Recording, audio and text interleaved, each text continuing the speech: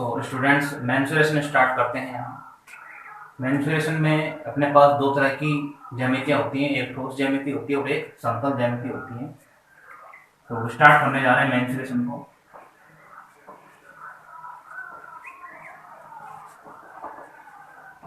Mensuration क्षेत्र में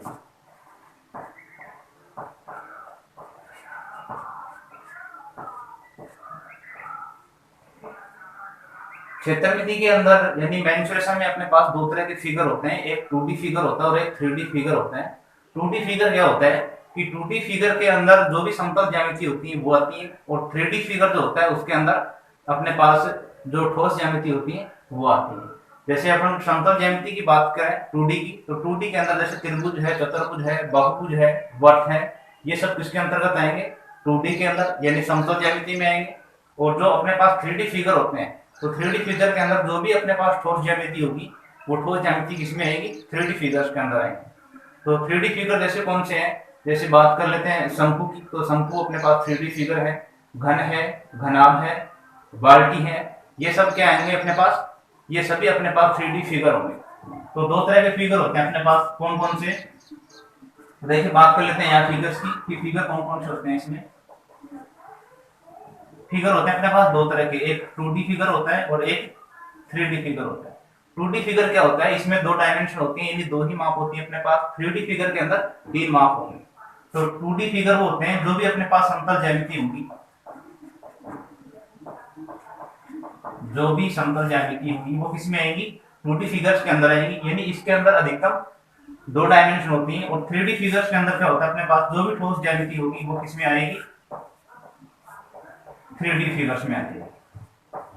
ठीक है, यदि कहा जाए तो मतलब 2D फिगर के अंदर अधिकतम क्या निकाल सकते हैं? क्षेत्रफल निकाल सकते हैं। इसमें क्या निकाल सकते हैं? क्षेत्रफल। और इसमें क्या निकाल सकते हैं? अधिकतम आयतन निकाल सकते हैं। यानी इसके अंदर अधिकतम अपन क्षेत्रफल निकाल सकते हैं और इसके अंदर अधिकतम अपन आयतन निकाल सकते हैं। ठीक है, अब जैसे कौन कौन सी होती है समतल ज्यामितियां अपने पास? जैसे अपने पास त्रिभुज हो गया,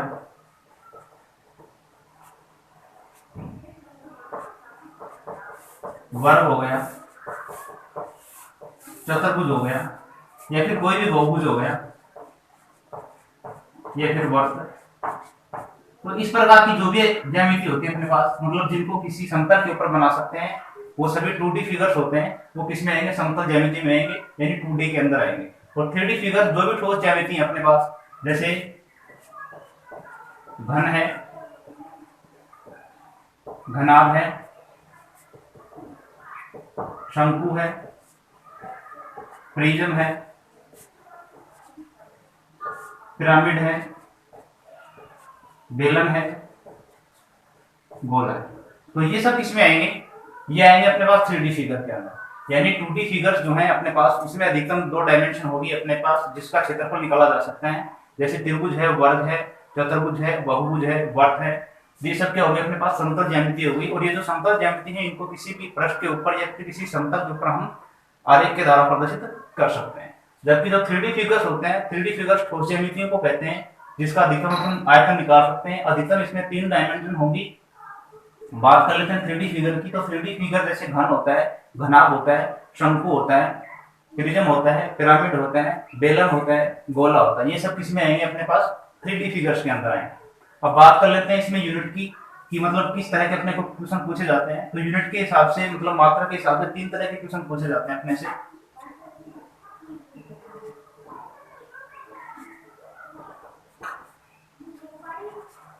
इसकी यूनिट की बात करें, यानी मात्रा की बात करें, तो इसमें तीन तरह की चीजें होती हैं अपने पास। एक तो सिंगल डायमेंशन में होता है, एक अपने पास डबल डायमेंशन में होता है, और एक ट्रिपल डायमेंशन में होता है, यानी D, 2D और 3D। तो जो सिंगल डी होता है अपने पास, उसमें जो भी अपने पास विकर्ण होता है, भुजा होती है या फिर परिमाप होता है, वो किसमें आएगा?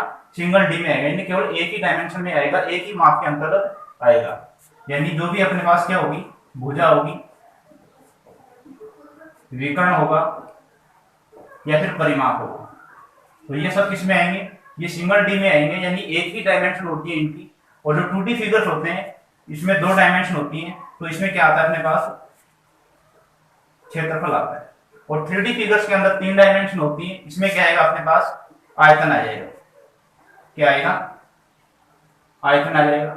अब जो भी आपके पास सिंगल डी है, मतलब भुजा विकर्ण या फिर परिमाप है, ये आपको एक डायमेंशन में मिलेगा, यानी ये तो या फिर आपको मिलेगा सेंटीमीटर में, या फिर मिलेगा मीटर के अंदर, या फिर मिलेगा आपको इंच के अंदर। यानी ये सब सिंगल डी में यानी एक ही बार इसमें माप यूज होती है, और 2D के अंदर यानी क्षेत्रफल के अंदर 2 बार अपने पास माप यूज होती है। तो इसमें जैसे अपने पास जो भी माप होगी वो किसमें आएगी, वर्ग सेंटीमीटर में आएगी, यानी सेंटीमीटर स्क्वायर में आ जाएगी, या फिर किसमें आएगी, वर्ग मीटर में आ जाएगी, या फिर किसमें आ जाएगी, वर्ग इंच में आ जाएगी।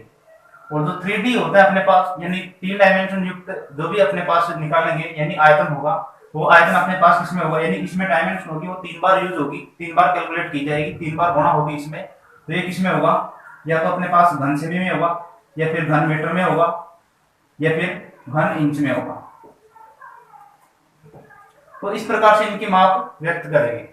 ठीक है, जैसे क्षेत्रफल आयतन लेंगे तो लंबाई गुणा चौड़ाई हो जाएगा, तो इसमें 2 बार अपने पास माप यूज हो रही है, लंबाई गुणा चौड़ाई, यानी सेंटीमीटर और सेंटीमीटर दोनों को गुणा करेंगे तो सेंटीमीटर स्क्वायर हो जाएगा। ऐसे ही जैसे किसी वर्ग की बात करें या फिर क्षेत्रफल की बात करें त्रिभुज में, तो त्रिभुज का क्षेत्रफल हो जाएगा आधार का 1/2 गुणा आधार गुणा ऊंचाई, तो एक बार आधार की लंबाई हो जाएगी और एक बार उसकी हाइट हो जाएगी, दोनों को गुणा करेंगे तो मीटर स्क्वायर में हो जाएगी। इसी प्रकार जैसे जो आयतन होता है अपने पास, तो घनाभ की आयतन की बात करें तो लंबाई गुणा चौड़ाई गुणा ऊंचाई हो जाएगा। तो उसमें क्या होगा, अपने पास 3 बार माप यूज हो रही है, तो क्या करेंगे, उसको 3 बार गुणा करेंगे। अगर सेंटीमीटर में होगी तो कितनी बार हो जाएगी, 3 बार, और मीटर में होगी तो कितनी बार हो जाएगी, 3 बार। यानी कि या तो घन सेमी में, या घन मीटर में, या फिर घन इंच में होगी। ठीक, तो इस तरह से इनकी क्या होगी, अपने पास माप होंगे।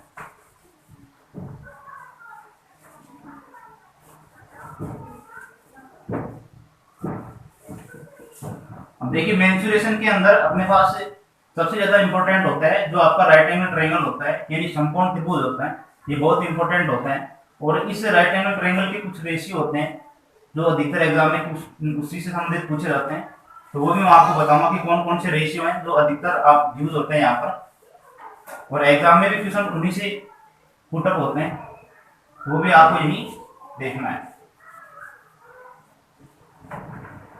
फिर उसके बाद में जैसे अपने पास जो भी फिगर होगा, प्रत्येक की एक एक के बारे में अपन बात करेंगे कि इस फिगर को कैलकुलेट कैसे करेंगे। जैसे फर्स्ट में त्रिभुज पढ़ेंगे, उसके बाद में वर्ग पढ़ेंगे, उसके बाद वर्ग पढ़ा, उसके बाद में चतुर्भुज पढ़ा, उसके बाद बहुभुज पढ़ा, फिर ठोस ज्यामिति में 3D के अंदर शंकु पढ़ेंगे, घन पढ़ेंगे, घनाभ पढ़ेंगे। तो एक एक का नंबर एक एक बार लेंगे। तो देखिए सबसे पहले यहाँ पर राइट एंगल देख लेते हैं एक बार कि राइट एंगल क्या होता है। कि ऐसा त्रिभुज हो जिसमें एक कोण क्या हो, अपने पास 90 डिग्री का हो। ठीक है, तो एक कोण यहाँ पर अपने पास 90 डिग्री का ये हो गया। ठीक है, ये 90 डिग्री का कोण हो गया। ये ए भुजा ले लेते हैं, ये बी, ये ए बी हो गई, ये बी सी हो गई, और ये ए सी हो गई। तो राइट एंगल ट्रायंगल के अंदर एक थ्योरम यूज होती है जिसको बोलते हैं पाइथागोरस प्रमेय, जो हम छोटी क्लास में बहुत बार पढ़ चुके हैं। कि पाइथागोरस प्रमेय क्या होती है, किसी समकोण त्रिभुज के अंदर, किसी समकोण त्रिभुज के अंदर जो सबसे बड़ी भुजा होती है उसका जो वर्ग होता है, जो सबसे बड़ी भुजा होती है यानी ये वाली भुजा, इसका जो वर्ग होता है वो अन्य से दोनों भुजाओं के वर्गों के योग के बराबर होता है। यानी जो आपकी पाइथागोरस प्रमेय है, पाइथागोरस प्रमेय ये क्या कहती है, ये कहती है कि किसी समकोण त्रिभुज में जो सबसे बड़ी भुजा होती है उसका जो वर्ग होता है वो अन्य दोनों शेष भुजाओं के वर्गों के योग के बराबर होता है। यानी जो सबसे बड़ी भुजा होती है वो क्या होती है, आपका हाइपोटेन्यूज वर्ग होता है, कर्ण होता है आपका, और अन्य दोनों शेष भुजाएं कौन सी होगी, ये आपका आधार हो गया, यानी इसको अपन बेस बोलते हैं। ये लंब हो गया आपका, उसको क्या बोलते हैं, परपेंडिकुलर बोलते हैं। ठीक है, तो सबसे बड़ी भुजा मतलब हाइपोटेन्यूज का जो स्क्वायर होता है वो शेष दोनों भुजाएं यानी कि बेस और परपेंडिकुलर दोनों के स्क्वायर के योग के बराबर होता है।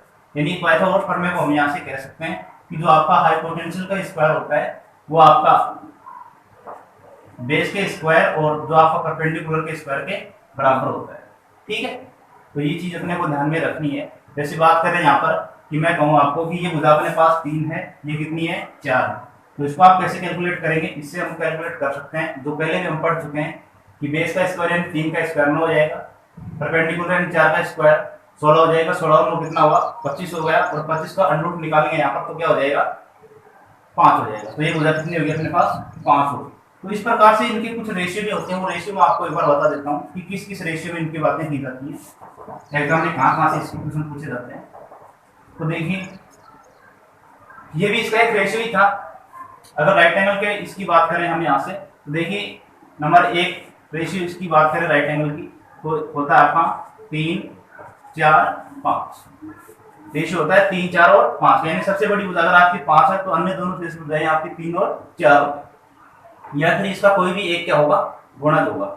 जैसे ये 9 है तो ये कितनी हो जाएगी, 12 हो जाएगी, ये कितनी हो जाएगी, 15 हो जाएगी। या फिर ये 9 है आपके पास तो 3 3 9 हो गया, ये 4 3 12 हो जाएगी, 5 3 15 हो जाएगी।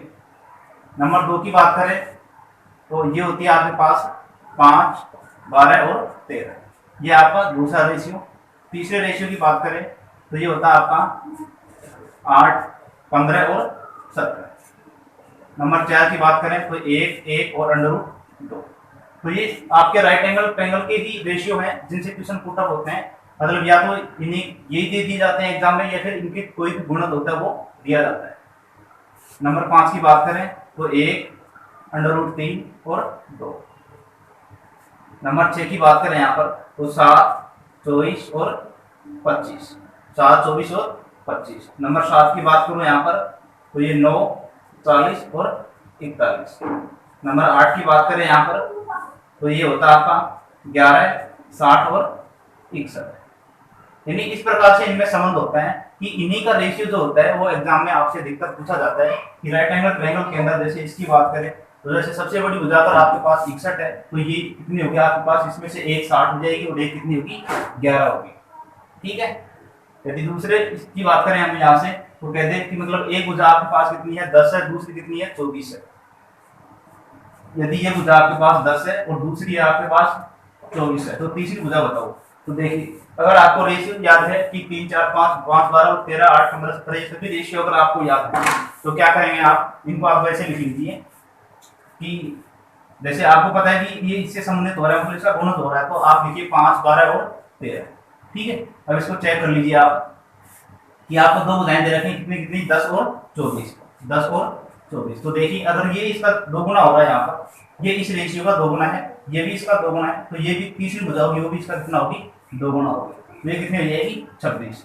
तो जो आपका हाइपोटेंशियल होगा वो कितना होगा, 26 हो जाएगा। लेकिन ये ध्यान रखना आपको कि ये यूज होगा रेशियो किसमें, केवल राइट एंगल ट्रायंगल में ही यूज होगा, इसका आपको विशेष ध्यान रखना है। ठीक। अब देखिए इनका जो मल्टीपल है वो मल्टीपल भी एग्जाम में पूछे जाते हैं, कि ऐसा नहीं है कि जो रेशियो है सभी इन्हीं से क्वेश्चन हो जाते हैं। तो देखिए जैसे अगर आपको दे रखे हैं, जैसे ये रेशियो है, एक समझा देता हूँ आपको कि 3 4 5 ये आपको रेशियो दे रखा है। ठीक है। तो इसका मतलब कैसे पूछा जा सकता है आपसे कि अगर ये 6 है, ये कितनी है, जैसे इसका दोगुना पूछा जा सकता है। अगर ये 6 है तो ये कितनी हो जाएगी, ये 4 गुनी 8 हो जाएगी, ये 5 गुनी 10 हो जाएगी। अगर इसका 3 गुणे की बात करें तो ये 3 3 9, ये 3 चौक 12 हो जाएगी और ये 3 पंजो 15 हो जाएगी। कैसे क्वेश्चन होंगे, आपको कहा जाएगा कि मतलब एक समकोण त्रिभुज के अंदर एक भुजा 15 है, दूसरी भुजा कितनी है, 12 है, तो तीसरी भुजा बताओ आप। तो तीसरी भुजा आप बता सकते हैं क्योंकि ये 5 का 3 गुना हो रहा है, ये इसका 3 गुना हो रहा है, तो ये कितना गुना होगा, 3 गुना। आगे और भी कर सकता है, जैसे इसका 4 गुना है तो ये सारी भुजाएं कितनी गुना होंगी, 4 4 गुना हो जाएंगी। 4 3 12 हो जाएगा, ये 4 चौक 16 हो जाएगी और ये 5 और 20 हो जाएगी। इस प्रकार से पूछा जा सकता है। या फिर आपको ऐसे किया जा सकता है कि ये जो भुजा आपके पास ये 3√2 है तो ये कितनी हो जाएगी, 4√2 हो जाएगी और ये कितनी हो जाएगी, 5√2 हो जाएगी। तो इनमें से कोई दो भुजा दे देगा, जैसे 4√2 5√2 है, तो तीसरी भुजा आप बताओ। तो क्या करेंगे, आपको पता है कि 4 5 आपके पास रेशियो आपको पता है, तो आप डायरेक्ट इसको निकाल सकते हैं। या फिर किससे निकालोगे, आप पाइथागोरस प्रमेय से इसको निकालोगे, जो आपके पास ये फॉर्मूला है यहाँ। ठीक है। तो फॉर्मूले से भी आप इसको कैलकुलेट कर सकते हो कि यहाँ से आप कर्ण निकाल सकते हो, आधार निकाल सकते हो, लंब निकाल सकते हो। तो ये जो मैंने आपको 8 रेशियो बताए, ये 8 रेशियो आपको ध्यान में होने चाहिए, इनसे संबंधित क्वेश्चन पूछे जाते हैं और इनसे संबंधित क्वेश्चन इसमें करेंगे हम आगे चल के।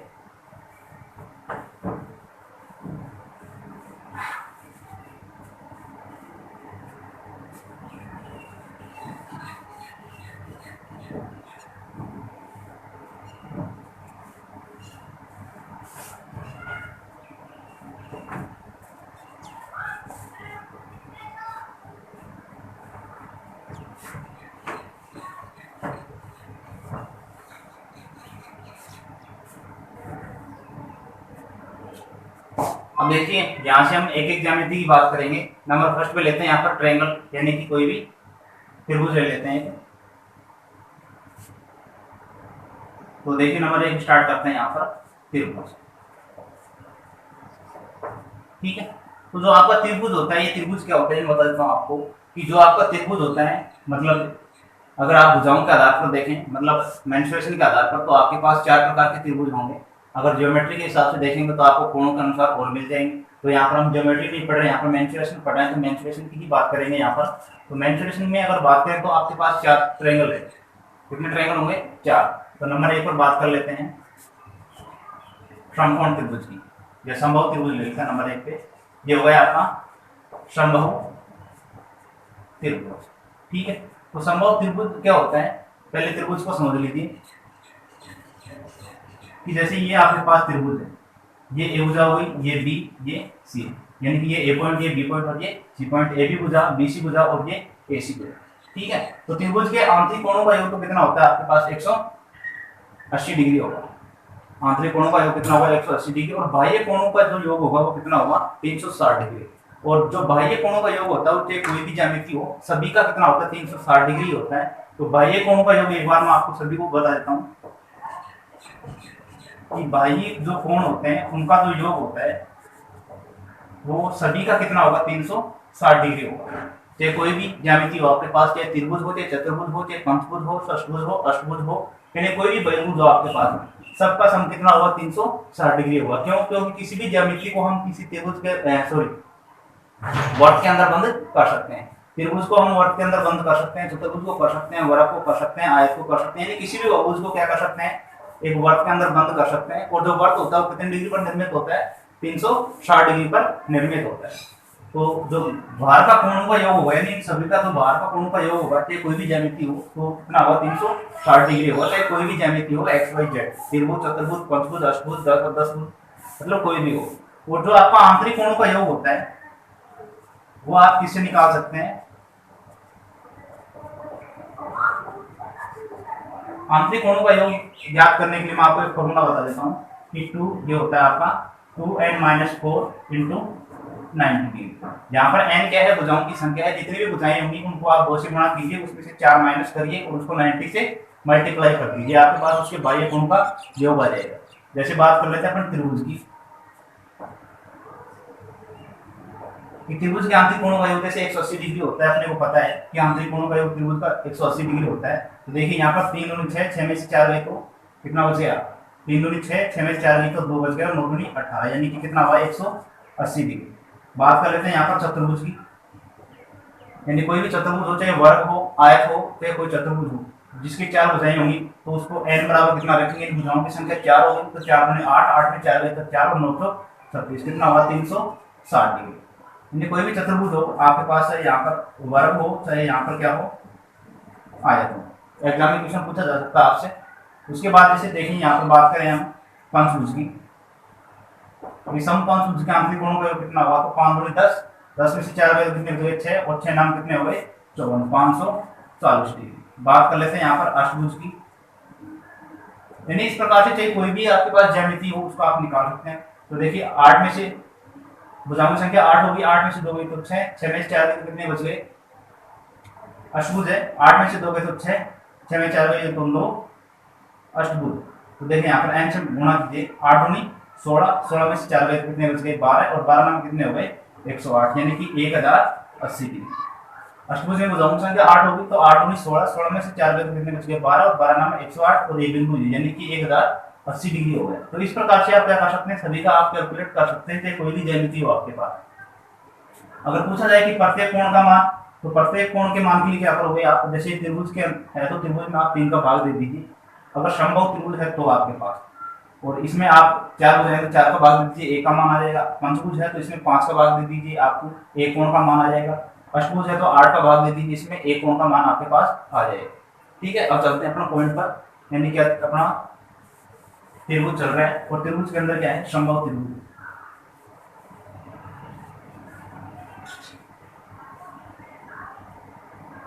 त्रिभुज क्या होते हैं, तीन भुजाओं से घिरी हुई आकृति हो गई जिसके बाह्य कोणों का योग बाह्य कोणों का योग कितना होगा 360 डिग्री और आंतरिक कोणों का योग कितना हो जाएगा 180 डिग्री। बाह्य कोणों का योग 360 और आंतरिक कोणों का योग 180 डिग्री, जैसे कि हमने यहाँ पर निकाला है। ठीक है, अब देखिए संभव त्रिभुज है, जो संभव त्रिभुज है इसमें क्या होता है, अपने पास ये अपने पास भुजाएं होंगी, तो इसका जो क्षेत्रफल होगा वो तो क्या होगा, इसका क्षेत्रफल होगा आपके पास √3/4 गुणा भुजा स्क्वायर, यानी जो इसकी भुजाओं का वर्ग है उसका √3/4 गुणा होता है। समबाहु त्रिभुज का जो क्षेत्रफल होता है वो इसकी भुजाओं के वर्ग का √3/4 गुणा होता है। इसका क्या हो जाएगा क्षेत्रफल। यदि इसकी परिमाप की बात करें तो परिमाप देखिए, इसमें इसकी जो भी भुजाएं हैं सभी भुजाएं क्या होती हैं, बराबर होती हैं। सभी भुजाएं क्या होती हैं, बराबर होती है। प्रत्येक कोण होता है वो भी क्या होता है, बराबर होता है। नाम है संभव त्रिभुज, तो भुजाएं भी बराबर है और कोण भी क्या है इसमें बराबर है। तो परिमाप जैसे एक भुजा की लंबाई 3 सेमी है तो सभी कितनी होगी, 3 ही होगी इसमें, प्रत्येक भुजा की लंबाई क्या होगी, समान होगी। तो परिमाप मतलब क्या होता है, सभी भुजाओं का योग होता है। चाहे कोई भी आपके पास ज्यामिति हो, कोई भी आकृति हो, तो उसके लिए परिमाप के लिए बात करें तो जितने भी भुजाएं हैं उसकी उन सबका क्या कर दो आप, योग कर दो, क्या आ जाएगा आपके पास, परिमाप आ जाएगा। ठीक है, तो परिमाप क्या होगा इसका, तीनों भुजाओं का योग हो जाएगा, या फिर तीनों भुजाएं बराबर हैं तो इसको हम क्या कह सकते हैं, 3 गुणा भुजा या फिर 3 ये कह सकते हैं। ठीक है, तो ये क्या होगा, इसका परिमाप होगा। ठीक है, और इसकी जो हाइट होती है, यानी ये जो इसकी हाइट होती है, ये हाइट ये क्या होगी h, इसकी जो ऊंचाई होती है उसकी ऊंचाई आप निकाल सकते हैं √3/2 गुणा भुजा, यानी इसकी जो भुजा है, ये वाली भुजा है, इसका √3/2 गुणा क्या होती है, इसकी हाइट होती है। √3/2 गुणा भुजा क्या होती है, इसकी हाइट होती है, इसकी संभव त्रिभुज की। ठीक है, अब अगला ट्रायंगल लेते हैं हम।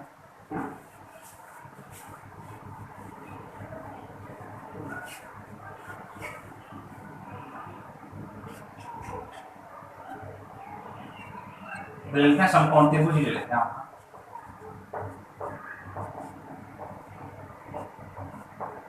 समकोण त्रिभुज क्या होते हैं, समकोण त्रिभुज आपके पास इस प्रकार से होगा, ये ए बिंदु मान लेते हैं, ये बी बिंदु, ये सी बिंदु। इसमें एक जो कोण होता है वो 90 डिग्री का होता है आपके पास। ठीक है, बाकी कोण आपके पास अलग अलग हो सकते हैं। तो इसमें देखिए, एक तो आप पाइथागोरस प्रमेय यूज कर सकते हैं जो मैंने आपको बताई थी, एक वो रेशियो भी आप इसमें यूज कर सकते हैं। बाकी अगर इसकी क्षेत्रफल की बात करें यहाँ पर, तो इसका जो क्षेत्रफल है वो क्या होता है, 1/2 गुणा आधार गुणा ऊंचाई। तो ये तो क्या होगा, इसमें आधार हो जाएगा, ये क्या हो जाएगी, इसकी ऊंचाई हो जाएगी। ठीक है, और ये इसकी तिर्यक ऊंचाई हो जाएगी, या फिर इसको हम क्या कहते हैं, काट। ठीक है, ये आधार और इसको क्या कह देते हैं, नाम। तो या तो इसको पाइथागोरस प्रमेय से आप फाइंड आउट कीजिए, या तो पाइथागोरस प्रमेय, या फिर क्या लगाइए, इसमें रेशियो लगाइए। ठीक है, जैसे बात करें यहाँ पर कि आपके पास ये कितनी है, 26 है, और ये कितनी है, 24 है, तो ये भुजा कितनी होगी। तो जैसे आपको अगर रेशियो याद है कौन सा, 5, 12, 13 का, 5, 12 और 13। ठीक है, 2 भुजाएं दे रखे हैं आपको, 26 और 24। तो एक भुजा आपके पास 26 है, एक है आपके पास 24। तो इसका कितना गुना है, 2 गुना। ये कितना गुना हो जाएगी, 2 गुना। ठीक है, तो ये भी कितना गुना होगी इसकी, 2 गुणा 5 गुणे 10। तो ये भुजा कितनी होगी इसकी, 10 हो जाएगी। ठीक है, अगर आप पाइथागोरस प्रमेय से इसको निकालोगे तो भी क्या होगा, 26 का वर्ग करेंगे, 24 का वर्ग करेंगे, दोनों को माइनस करेंगे तो क्या होगा, जो आएगा उसका करने का अंडर रूट निकालेंगे। तो इस प्रकार से इसको हम निकाल सकते हैं। ठीक है, अब देखिए इसके परिमाप की बात करें यहाँ पर, कि इसका जो परिमाप है वो क्या होगा, इसका परिमाप यानी कि तीनों भुजाओं का योग होगा, ये भुजा और ये भुजा, तीनों भुजाओं का क्या कर देंगे, योग कर देंगे। या फिर देखिए a + b + c लिख दिए, इन तीन भुजाओं का योग क्या हो जाएगा, इसका परिमाप हो जाएगा। ठीक है, या फिर क्या कर सकते हो आप, देखिए जो समकोण त्रिभुज होता है इसको आप इस प्रकार से बढ़ा लीजिए। ठीक है, इस प्रकार से जैसे आप इसको बढ़ा लेंगे तो अगर आपको पता है कि ये क्या होगा, वर्ग होगा या फिर आयत होगा, तो आप क्या कर सकते हैं, इस भुजा को इस भुजा को दोनों को गुणा कर दीजिए और उसका क्या कर दीजिए, आधा कर दीजिए, क्योंकि आधा ही बच रहा है अपने पास, आधा तो उधर है। तो आप इस भुजा को गुणा कर दीजिए और उसमें 2 का भाग दे दीजिए, तो इस आधे का क्या आ जाएगा, क्षेत्रफल आ जाएगा आपके पास। ठीक है, तो किसी भी तरीके से इसको आप सोल्व कर सकते हैं।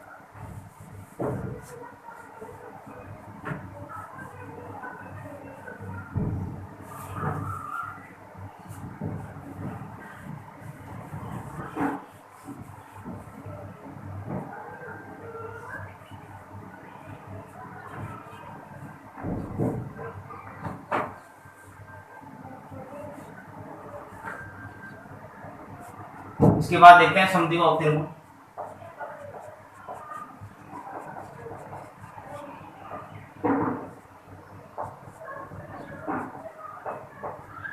समद्विबाहु त्रिभुज, समद्विबाहु त्रिभुज क्या होता है, इसमें दो भुजाएं क्या होती हैं, बराबर होती है, यानी दो भुजाएं बराबर होंगी और दो कोण क्या होंगे, बराबर होंगे। तो इस प्रकार से आपका क्या होता है, ये समद्विबाहु त्रिभुज होता है। ये ए बिंदु है, ये बी बिंदु और ये सी बिंदु। ये वाला कोण और ये वाला कोण दोनों समान होंगे, और ये वाली भुजा और ये वाली भुजा क्या होगी, समान होगी। यानी ये दोनों भुजाएं समान होगी, ये भुजा अलग होगी, ये वाला कोण और ये वाला कोण क्या होगा, समान होगा, और ये वाला कोण अलग होगा आपके पास। ठीक है, अब इसमें ये तो होती है आपके पास बी भुजा, ठीक है, ये दूसरी भुजा बोलते हैं इसको, और पहली भुजा होती है इसके अंदर ये पहली भुजा, ये दूसरी भुजा, ये भुजा और ये भुजा क्या होती है, बराबर होती है इसमें। ठीक है, तो इसका तो क्षेत्रफल क्या होता है, इसका क्षेत्रफल अगर फॉर्मूले की बात करें तो इसका फॉर्मूला हो जाएगा आपके पास b/4 गुणा 4b² minus 4a² minus b²। ये क्या होगा, इसका फॉर्मूला हो गया b/4 गुणा √4a² माइनस b²। ये इसका क्षेत्रफल का फॉर्मूला होता है। और अगर बात करें इसकी परिमाप की, तो परिमाप क्या हो जाएगा, इसका परिमाप तीनों भुजाओं का योग हो जाएगा, यानी ये भुजा और ये भुजा तीनों को ऐड कर देंगे, या फिर ये भुजा और ये भुजा दोनों सेम है अपने पास।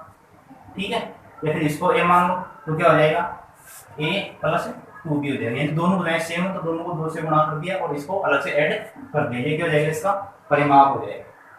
यदि आप इसको ऐसे नहीं निकालना चाहते हो तो आप इसको ऐसे निकाल सकते हो कि आप इसकी ये वाली हाइट निकालिए। ठीक है, अगर आपको ये भुजा पता है और आपको ये भुजा पता है, ठीक है, दोनों भुजाओं के माप आपके पास होगी, तो क्या करेंगे आप, ये भुजा तो कंप्लीट ले लीजिए, ये भुजा तो आप कंप्लीट ले लीजिए। जैसे मैं बात करूं कि ये है आपके पास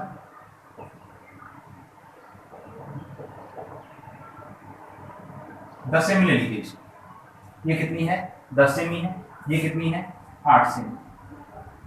ठीक है, तो क्या करोगे आप, ये आपके पास अब लंब हो जाएगा। ठीक है, और इसका क्या करोगे, ये भुजा तो पूरी ले लो आप। ठीक है, तो ये तो क्या होगा आपके पास कर्ण हो जाएगा, और ये जो 8 है इसको कितना कर लो आप, 4 कर लो। ठीक है, और इसको 5 समझ लो आप, ये कितनी है 5 है, ये टोटल पहले कितनी थी 8 थी, अब कितनी हो गई, आधी 4 हो गई, तो ये 4 हो गई, ये 5 हो गई। तो आप इसको पाइथागोरस प्रमेय से निकाल सकते हो कि ये 5 है तो ये 4 हो गई, तो ये आपके पास कितनी होगी 3 होगी। ठीक है, अब देखिए इसका क्षेत्रफल क्या हो जाएगा, 1/2 गुणा आधार गुणा ऊंचाई, यानी कि 4 × 3 = 12, यानी कि कितना हुआ 6, आधा कर देंगे, 4 × 3 = 12, आधा क्या कितना हुआ 6 और 6 दूनी 12। तो इस प्रकार से आप निकाल सकते हो, या फिर इस फॉर्मूले से आप इसको निकाल सकते हो। यानी क्या किया हमने यहाँ पर कि ये पूरी भुजा थी AB, ये भुजा कितनी थी अपने पास 8 सेमी थी, और जो ये भुजा है B ये कितनी है 5 सेमी, ये 5 है, ये कितनी है 8। अब इस 8 का मैंने आधा कर दिया यहाँ पर, ये कितनी हो गई 4 हो गई, ये 5 है, ये 4 है, तो पाइथागोरस प्रमेय से निकाल सकते हैं 5 का स्क्वायर माइनस 4 का स्क्वायर, तो 25, 25 माइनस 16 कितना हो गया 9 बच गया, और 9 का रूट कितना हो गया 3। या फिर रेशियो मेथड मैंने बताया था आपको राइट एंगल ट्रायंगल में, उससे भी कितना आ रहा है 3 आ रहा है, 3 4 5, तो 5 है 4 है, ये कितनी हो जाएगी 3 हो जाएगी।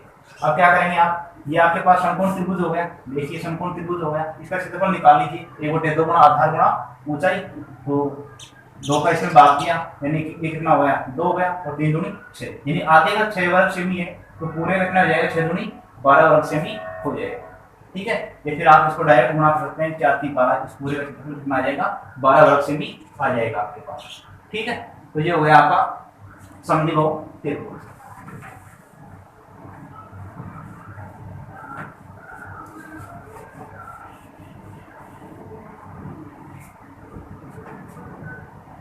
अब बात कर लेते हैं विषमबाहु त्रिभुज की।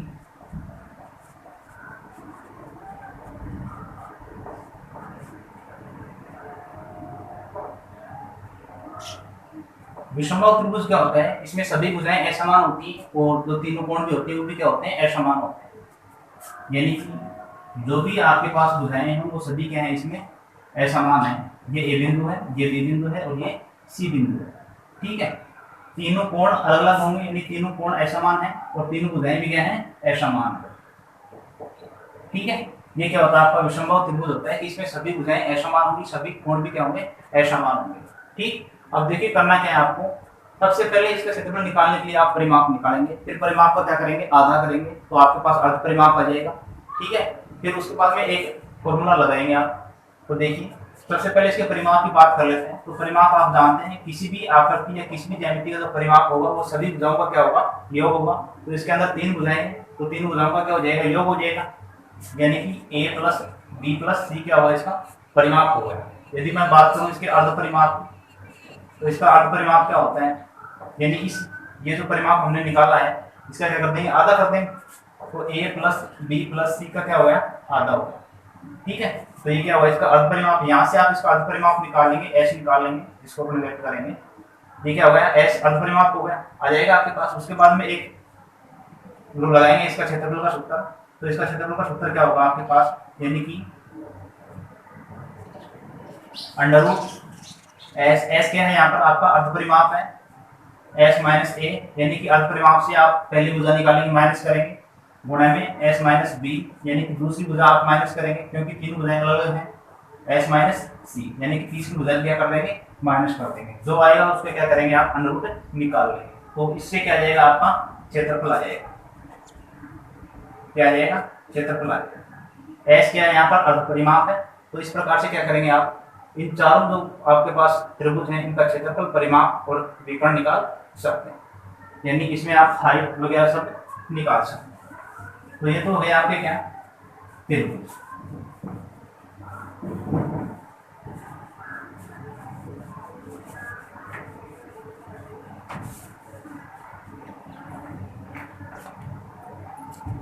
अब चलते हैं, देखिए इसमें नेक्स्ट पॉइंट लेते हैं नंबर 2 पे, वर्ग। तो वर्ग क्या होता है आपके पास,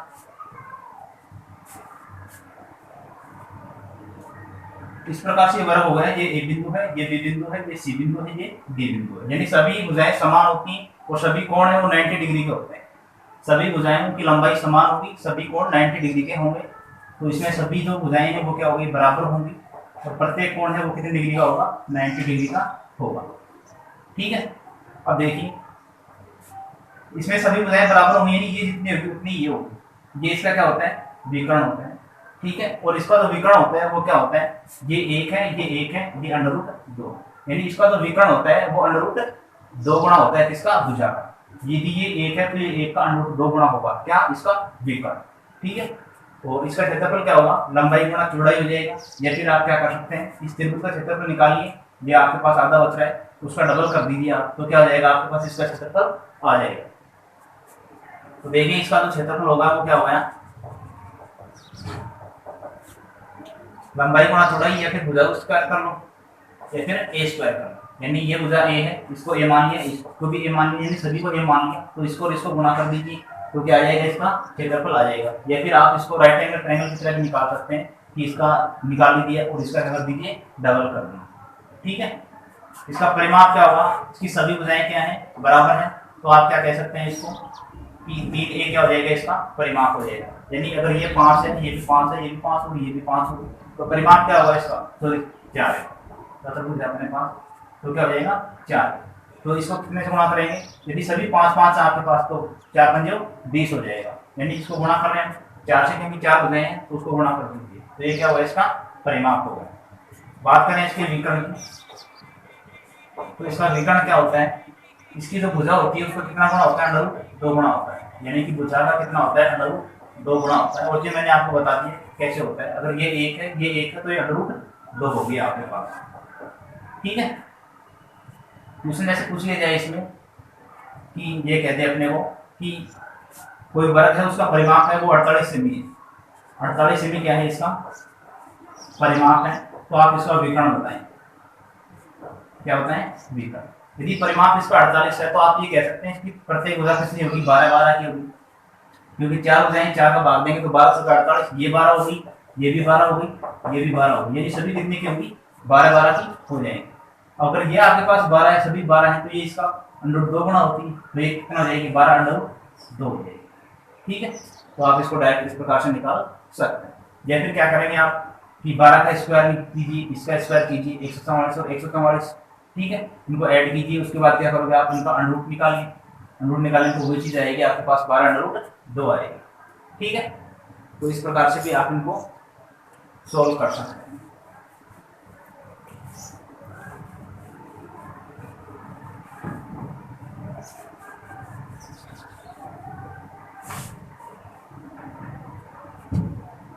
अब 3 नंबर की बात कर लेते हैं आयत की।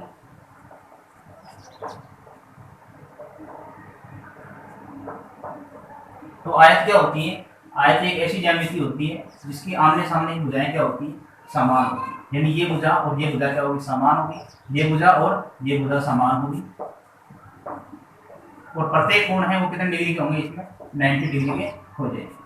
यानी आमने सामने की भुजाएं समान और सभी कोण क्या होते हैं? समान होते हैं, 90 डिग्री के होते हैं। ठीक है, अब देखिए इसमें इसका जो विकर्ण है वो क्या हो जाएगा? ये इसका विकर्ण हो जाएगा। या फिर ये मान लो दोनों की लंबाई क्या होगी? विकर्णों की बराबर होगी। इसमें दोनों विकर्णों की लंबाई भी क्या होगी? बराबर होगी इसमें। तो इसका जो क्षेत्रफल होगा वो लंबाई गुणा चौड़ाई हो जाएगा।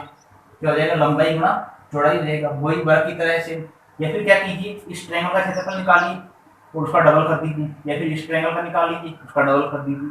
तो बात तो वही है सभी में, यानी जिसमें भी आपके पास एक समकोण त्रिभुज बन रहा है उसको आप रेशियो मेथड से आसानी से कर सकते हैं। ठीक है, तो बात कर लेते हैं इसके क्षेत्रफल की। तो क्षेत्रफल क्या हो रहा है इसका?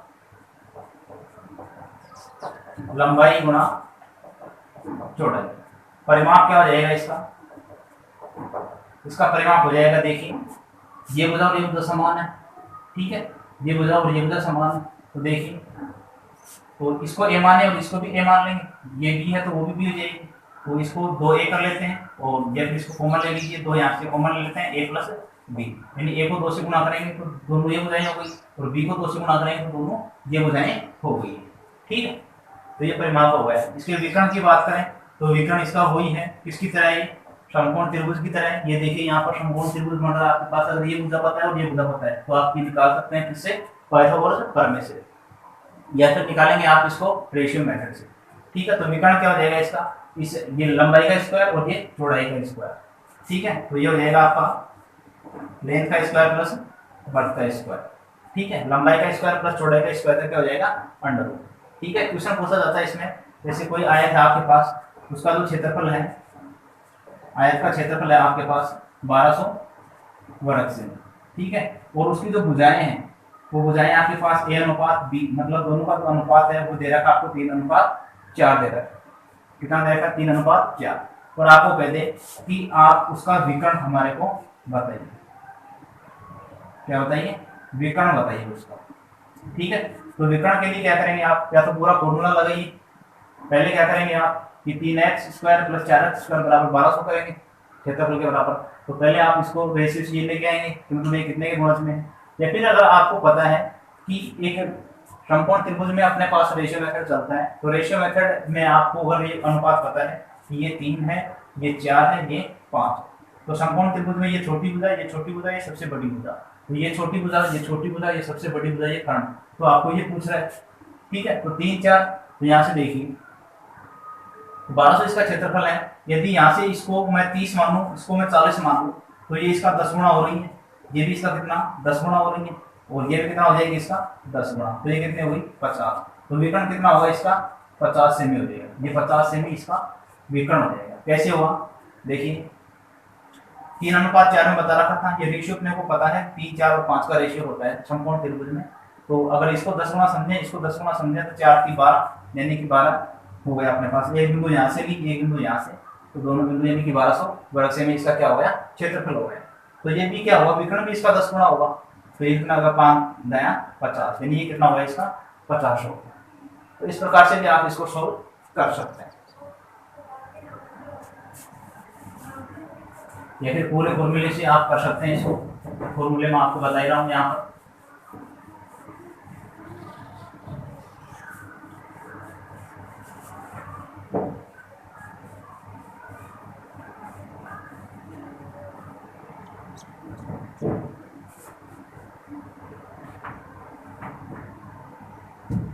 अब बात कर लेते हैं समांतर चतुर्भुज की। समानांतर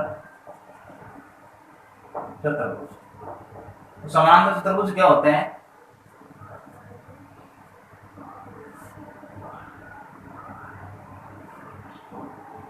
इसकी भी देखिए आमने सामने की जो भुजाएं होती है ना, वो क्या होती है? समान होती है। आमने सामने की जो भुजाएं होती है वो क्या होती है? इसकी समान होती है। ये ए बिंदु है, ये बी बिंदु है, ये सी बिंदु है और ये डी बिंदु है। ये इसकी लेंथ होगी, लंबाई होगी। ये इसकी क्या होगी? ये इसकी चौड़ाई है, ये लंबाई है, ये क्या होगी चौड़ाई। और यहां से अगर मैं 90 डिग्री का कोण बनाऊं तो ये इसकी क्या होगी ऊंचाई, ये इसकी क्या होगी हाइट, यानी क्या होगी ऊंचाई होगी इसकी। ठीक है, तो देखिए यदि इसकी अपन किसकी बात करें क्षेत्रफल की, तो इसका जो क्षेत्रफल होगा वो क्या होगा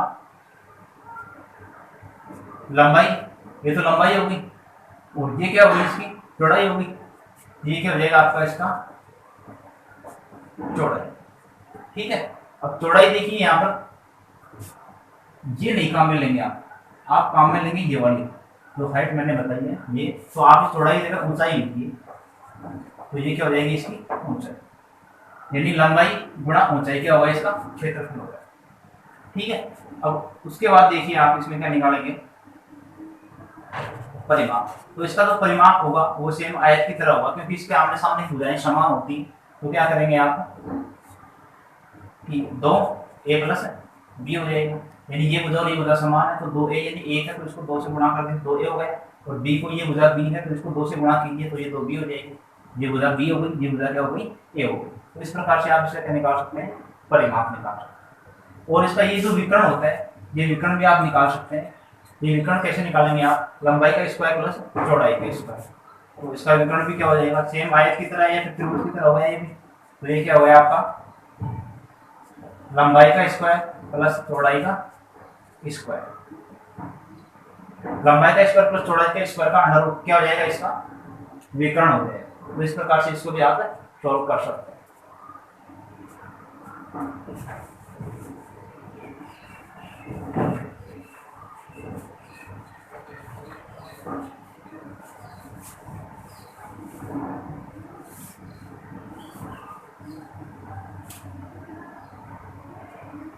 देखिए बात करते हैं समचतुर्भुज की, अगला पॉइंट लेते हैं समचतुर्भुज।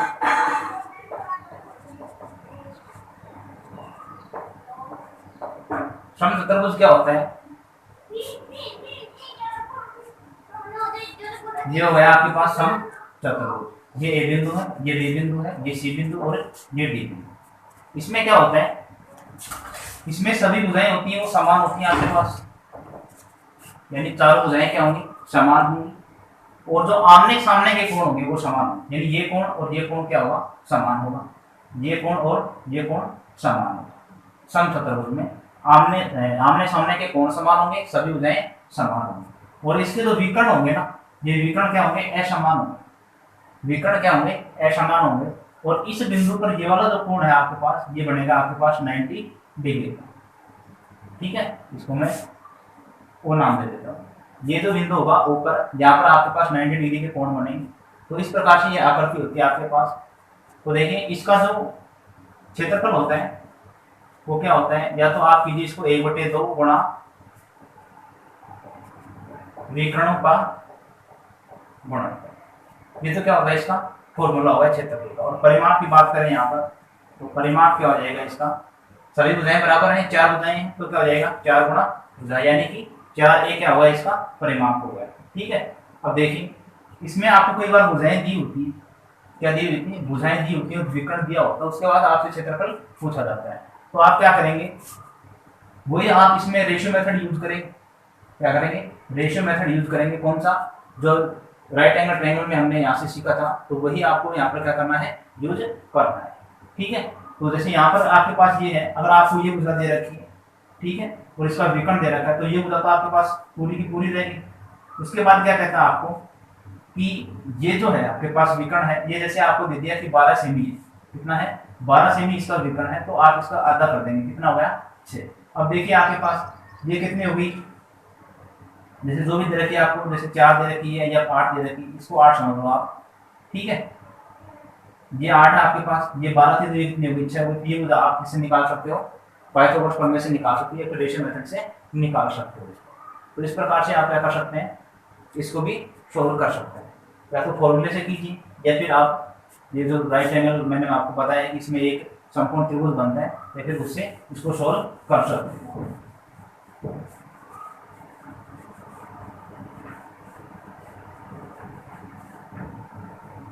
अब अगला देखा है समलंब चतुर्भुज।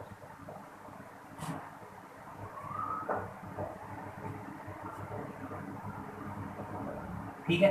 समलंब चतुर्भुज क्या होता है, इस प्रकार से आपके पास एक समलंब चतुर्भुज यहां मैं बना देता हूं। इसमें क्या होता है, कोई भी जो दो भुजाएं होती हैं ना वो आपस में पैरेलल होती है, समानांतर होती हैं। जैसे ये वाली भुजा है, ए बी भुजा है, ये सी और डी के क्या है, पैरेलल। इस भुजा की ये भुजा क्या है, पैरेलल है। ये क्या होती है, इसकी गहराई होती है या फिर चौड़ाई होती है या फिर ऊंचाई, ठीक है। तो इसका जो आपके पास क्षेत्रफल होता है, वो क्षेत्रफल क्या होता है आपके पास कि 1/2 समानांतर भुजाओं का योग, यानी ये भुजा और ये भुजा, समानांतर भुजाओं का योग गुणा उनके बीच की दूरी, यानी ये वाली जो दूरी होती है आपके पास ये, यानी ये समानांतर भुजा और ये समानांतर भुजा दोनों का योग करना है आपको। तो यहाँ पर तो आप योग करेंगे, फिर आप इसको आप ऐसे लिख दीजिए 1/2 कोष्टक a प्लस बी, और यहाँ पर आप हाइट करेंगे, ठीक है। तो a प्लस बी कौन सी हो गई, ये आपके पास समानांतर भुजाएं होंगी, ये वाली भुजा और ये वाली भुजा, ठीक है। और ये हाइट हो जाएगी आपके पास ये वाली। तो इस प्रकार से आप इसका क्या कर सकते हैं, क्षेत्रफल निकाल सकते हैं। और इसका जो परिमाप होगा वो क्या होगा, चारों भुजाओं का योग, यानी कि a plus B plus C plus D, ये क्या हो जाएगा, इसका परिमाप हो जाएगा। तो इस प्रकार से इसका परिमाप निकालेंगे और इस फॉर्मूले से आप इसका क्षेत्रफल निकालेंगे।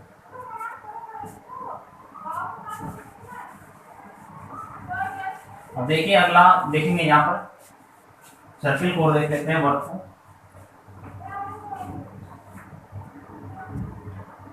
अगला लेते हैं यहाँ पर वर्ग।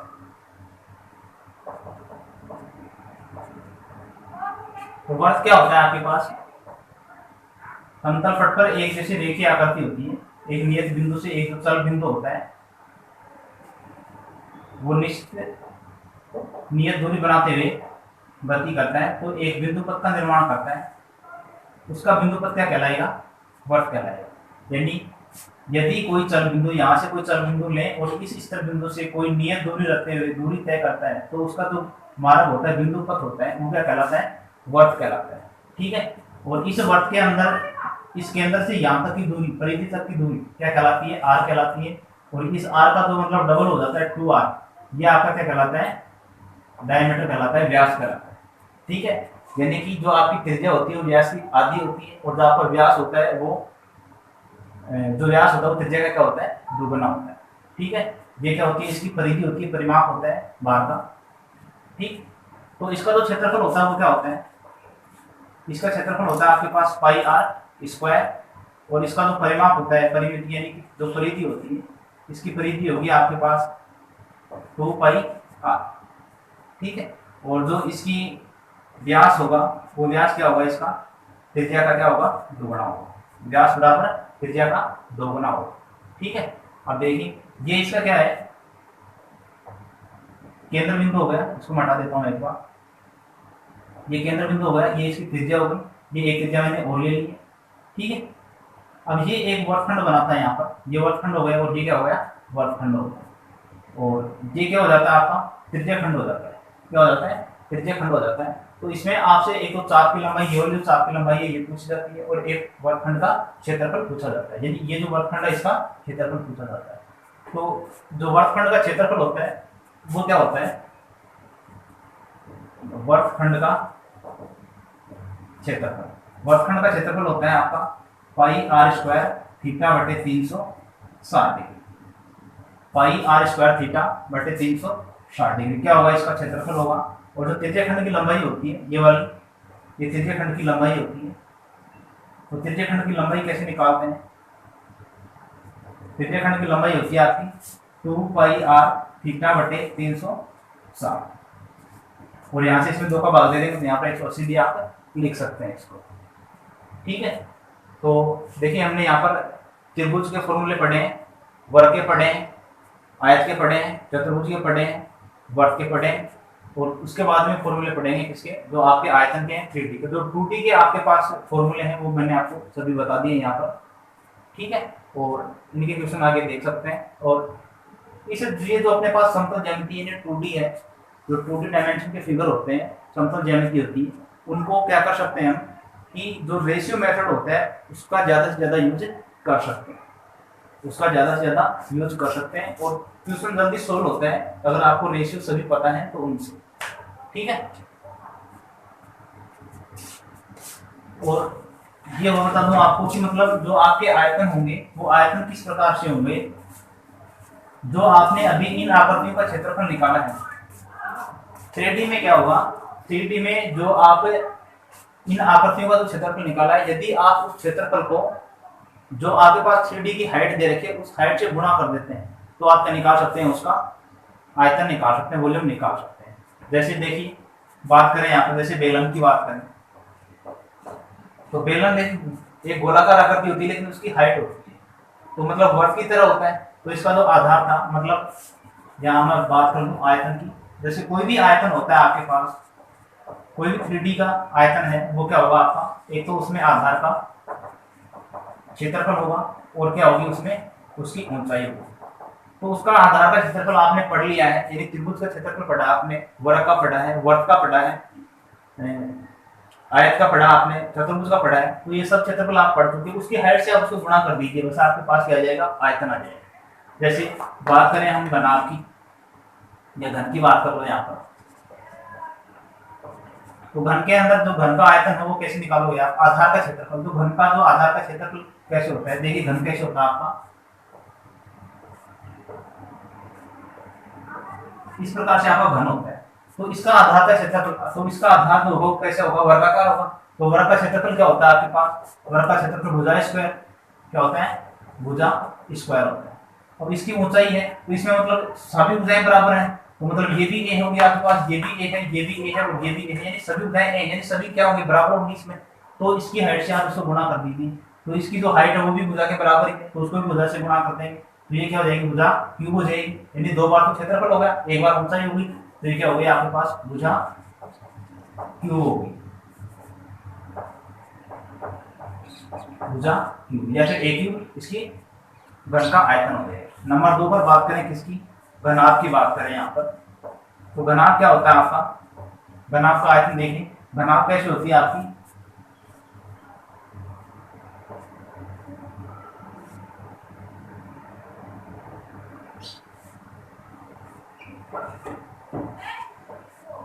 इस प्रकार से आपकी क्या होगी, घनाभ होगी। तो घनाभ में देखिए आपके पास जो नीचे वाला पृष्ठ है वो एक प्रकार का आपके पास क्या बन रहा है, आयत बन रही है भाई, जैसी ये है वैसी ये है, नीचे वाली भी वैसी है। तो आप इसमें क्या करोगे, नीचे वाली सतह है उससे क्या निकालिए, आप क्षेत्रफल निकालिए। तो उसका क्षेत्रफल कैसे निकालेंगे, एक आयत है, नीचे वाला जो पृष्ठ है आपके पास, इसके नीचे जो बेस है वो सेम इसी की तरह है, तो आप इसका क्षेत्रफल निकालिए। और इसका क्षेत्रफल कैसे निकालोगे, ये एक आयत है, तो आयत का क्षेत्रफल मैंने क्या बताया था आपको कि लंबाई गुणा चौड़ाई होता है, लंबाई गुणा चौड़ाई होता है। उसके बाद देखिए ये जो इसकी हाइट है, इस हाइट से आप गुणा कर दीजिए, इस हाइट से गुणा करते क्या आ जाएगा, इसका आयतन आ जाएगा, किसका, घनाभ का। यदि हम बेलन की बात करें यहाँ पर, तो बेलन में क्या होगा कि जो बेलन है आपके पास किस प्रकार से होगा, आपका जो बेलन है वो देखिए इस प्रकार से होगा, इस प्रकार से जैसे बेलन हो गया। तो ये तो आपके पास वर्त है, मतलब जो आधार है इसको आप ऐसे कर लीजिए,